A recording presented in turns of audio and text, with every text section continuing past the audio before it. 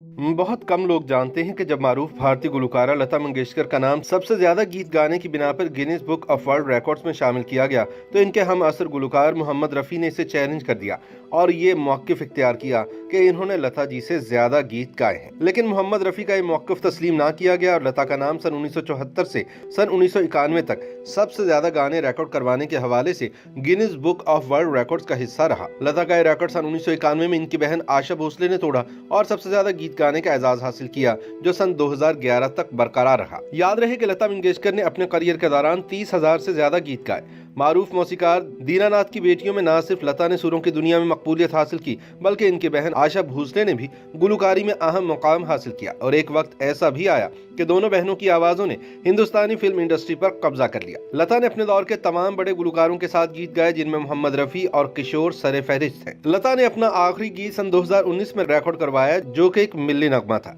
अपनी मधुर आवाज और सादा शख्सियत की बदौलत करोड़ों दिलों में उतरने वाली लता 6 फरवरी सन 2022 को कोरोना के बायस इंतकाल कर गई। लता की जिंदगी के कुछ वाकयात ऐसे हैं जो बहुत कम लोगों को मालूम है। लता मंगेशकर एक फनकार घराने में पैदा हुई। इनके वालिद एक थिएटर कंपनी चलाते थे। इस तरह फन और मौसीकी लता मंगेशकर को घुट्टी में मिला। ऐसे ही माहौल में वो पली बढ़ी। इन्होंने एक इंटरव्यू में बताया था कि एक रोज इनके वालिद अपने शागिर्द को राग के रियाज का बता रहे थे जब वो करीब ही खेल रही थी। शागिर्द ने आलाप किया तो लता ने उनकी तस्हीह की जिस पर इनके वालिद को महसूस हुआ कि इनकी बेटी में गाने की सलाहियत मौजूद है। चुनांचे उन्होंने अपनी बेटी को भी गाना सिखाना शुरू कर दिया और फिर लता ने पीछे मुड़कर ना देखा। एक इंटरव्यू में लता मंगेशकर ने वाकया सुनाया कि मौसीकार नौशाद का गाना रिकॉर्ड कराते हुए इनके लिए अजीब सूरत हाल बन गई। वो सख्त गर्मियों की दोपहर थी। उन दिनों रिकॉर्डिंग स्टूडियोज में एयर कंडीशनर भी नहीं होते थे जबकि फाइनल रिकॉर्डिंग के दौरान छत के पंखे भी बंद कर दिए जाते थे। वो एक मुश्किल गाना था जो आधे से ज्यादा रिकॉर्ड हो चुका था मगर फिर अचानक गर्मी की शिद्दत से मैं बेहोश हो गई। लता ने यह भी बताया कि वो खुद अपने गाने नहीं सुनती क्योंकि एक आध बार उन्होंने सुना तो अपनी ही गायकी में सैकड़ों गलतियां निकाल ली थी। लता के बकौल जिंदगी में इन्होंने जितने मौसीकारों के साथ काम किया उनमें सबसे ज्यादा करीबी ताल्लुक मदन मोहन के साथ रहा और वही इनके पसंदीदा मौसीकार थे। वो कहती थी कि मेरा और मदन मोहन का रिश्ता एक गुलकार और मौसीकार के रिश्ते से बढ़कर था बल्कि वो एक बहन भाई का सा रिश्ता था। ये भी बहुत कम लोग जानते हैं कि लता सियासत में भी आई थी और सन 1999 से 2003 तक राज्यसभा की रुकन भी रही। इनको सन 1999 में इस ओहदे के लिए नामजद किया गया था। वो इसे अपनी जिंदगी का नाखुशगवार वाकया करार देती थी और कहती थी कि वो मेंबर पार्लियामेंट नहीं बनना चाहती थी।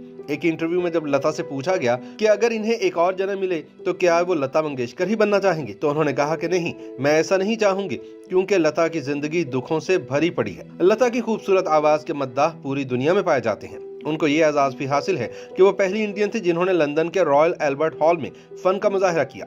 फ्रांस की हुकूमत ने इनको सन 2007 में लीजन ऑफ ऑनर के एजाज से नवाजा जो इस मुल्क का आला तरीन सिविल एजाज है। YouTube पर गूगली न्यूज देखने के लिए youtube.com की सर्च बार में गूगली न्यूज टीवी टाइप करें। गूगली न्यूज के पेज पर सुर्ख रंग के सब्सक्रिप्शन वाले बटन पर क्लिक करना ना भूलिए। YouTube पेज पर अपलोड होने वाली वीडियोस से बाखबर रहने के लिए बेल आइकन पर क्लिक कीजिए। आपको हर नई वीडियो के बारे में नोटिफिकेशन मौसूल हो जाएगा।